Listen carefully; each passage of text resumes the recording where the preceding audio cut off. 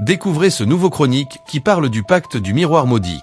Dans le petit village de Valmont, niché entre les montagnes et la forêt, vivait une jeune fille nommée Chloé. Elle était connue pour sa curiosité insatiable et son amour pour les mystères. Un jour, en explorant le grenier de la vieille maison de sa grand-mère, elle tomba sur un miroir ancien, recouvert de poussière et de toiles d'araignée. Le cadre en bois sculpté était orné de symboles étranges et de runes mystérieuses. Intriguée, Chloé décida de le nettoyer et de l'accrocher dans sa chambre. Le miroir avait quelque chose de captivant. Ses reflets semblaient presque vivants, comme si une présence invisible l'observait. Chloé passa des heures à le contempler, fascinée par les détails complexes de son cadre. Elle ne pouvait s'empêcher de se demander quel secret il renfermait. La nuit suivante, Chloé se réveilla en sursaut. Elle avait fait un rêve étrange où elle voyait une silhouette sombre se refléter dans le miroir. La silhouette semblait l'appeler, murmurant des mots incompréhensibles. Le lendemain matin, elle remarqua que les symboles sur le cadre du miroir semblaient briller d'une lueur inquiétante. Elle décida de faire des recherches sur ces symboles à la bibliothèque du village.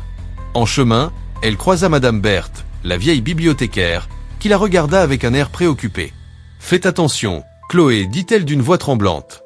Certaines choses sont mieux laissées dans l'oubli. » Chloé, intriguée mais déterminée, poursuivit son chemin vers la bibliothèque. À la bibliothèque, Chloé trouva un vieux livre poussiéreux intitulé « Les légendes oubliées de Valmont ».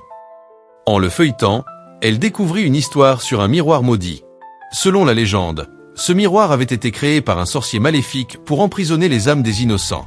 Ceux qui regardaient trop longtemps dans le miroir risquaient de se retrouver piégés à l'intérieur, condamnés à errer dans un monde de ténèbres éternelles. Le livre racontait que le sorcier, nommé Malacor, avait utilisé le miroir pour accroître son pouvoir. Mais un jour, il fut trahi par ses disciples et le miroir fut caché, sa malédiction oubliée avec le temps.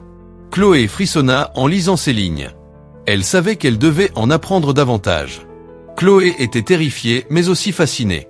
Elle décida de retourner chez elle pour examiner le miroir de plus près.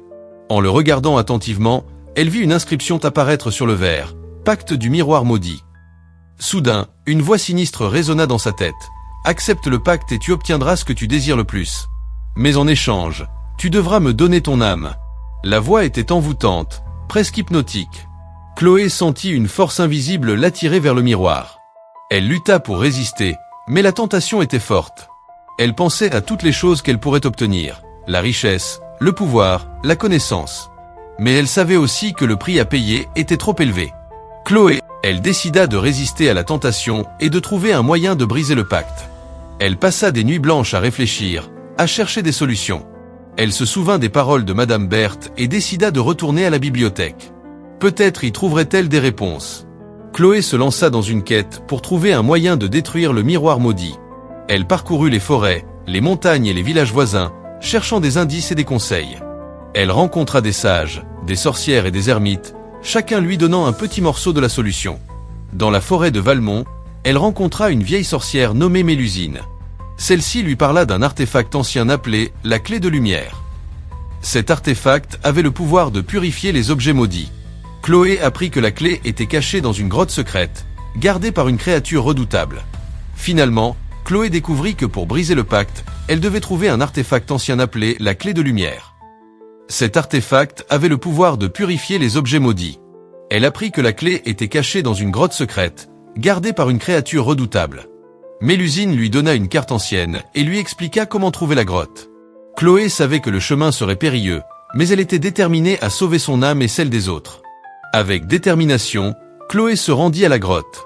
Après avoir affronté la créature et surmonté de nombreux obstacles, elle parvint à obtenir la clé de lumière. De retour chez elle, elle utilisa la clé pour purifier le miroir. Les symboles sur le cadre s'effacèrent et la lueur inquiétante disparut. La créature de la grotte était un dragon ancien, gardien des trésors oubliés. Chloé dut faire preuve de courage et d'intelligence pour le vaincre. Elle utilisa des sorts de protection et des potions de force que Mélusine lui avait données. Finalement, elle parvint à obtenir la clé de lumière et à s'échapper de la grotte. Le miroir était désormais inoffensif. Chloé ressentit un immense soulagement. Elle avait réussi à briser le pacte et à sauver son âme. Elle décida de cacher le miroir dans un endroit où personne ne pourrait le trouver, afin de protéger les autres de sa malédiction.